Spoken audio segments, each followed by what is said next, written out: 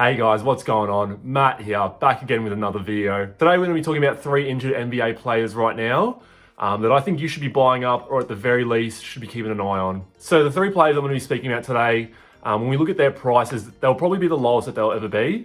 Obviously there's not as much attention on them, so when attention is low, prices are low, really all they need to have is just news of them coming back, and that can just make their prices go up. So we saw that recently with Kevin Durant.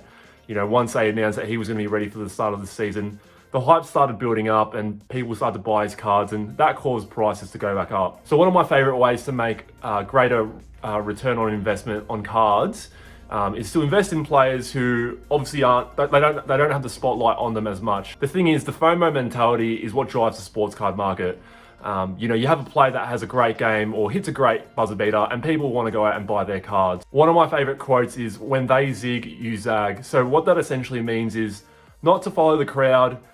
When there's hype, try to look for opportunities around it. It doesn't mean to completely avoid things, but I think it just gives you a different perspective when it comes to investments. When people were investing into Jason Tatum earlier last year, I was trying to go into Jalen Brown just because I saw he had room to grow whilst Tatum had already grown. In the past few months, there's been a lot of hype through golf, thanks to the Tiger Woods documentary that's about to come out. So whilst people have been buying golf cards, I've been looking at tennis cards specifically, because I think, you know, whilst golf cards have gone up, you know, you can try and buy those sort of cards and get profit, but there's probably more room for profit with tennis cards because they're at a low and there's not much attention placed on them right now. So let's get it started. The first player that we're going to speak about today is Derrick White from the San Antonio Spurs. So Derrick White is currently out for another 2 weeks with a toe fracture.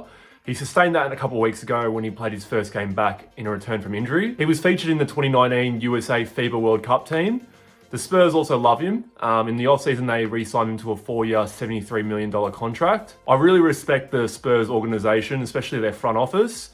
They always make great draft decisions and great trades. So, you know, them giving Derrick White a contract justifies just how much trust they have in him. And I think that, you know, with them having trust in him, we should have some trust in them as well. I think with his return as well, he'll probably push Lonnie Walker to the bench. That will probably have a Keldon Johnson, DeJounte Murray, Derrick White, DeMar DeRozan, and LaMarcus Aldridge starting 5. Defensively, he's one of the best guards in the league. Last season, he only played 24 minutes a game.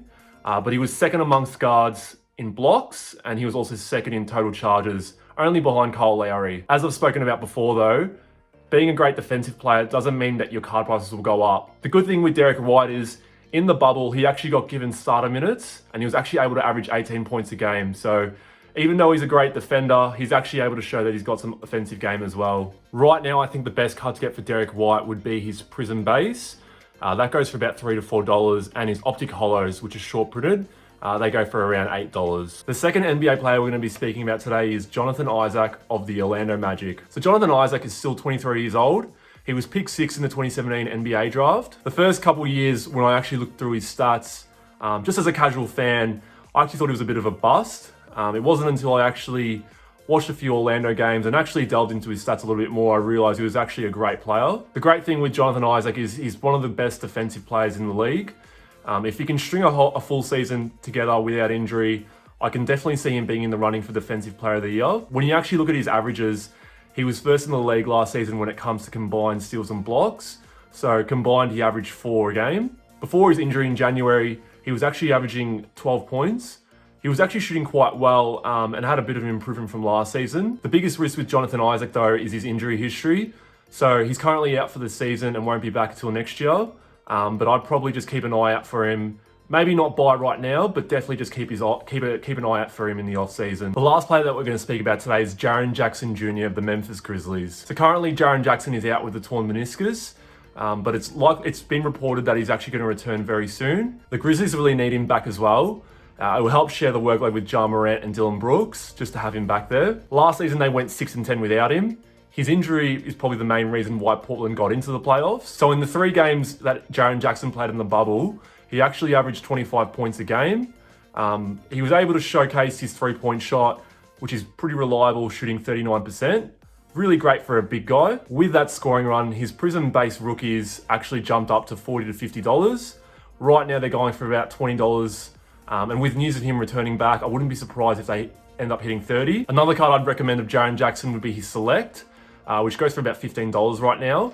But I'd be quick to act on it because once people find out the date of him returning, that will just boost his prices up even more. Those are my 3 injured NBA players that I think you should be buying up.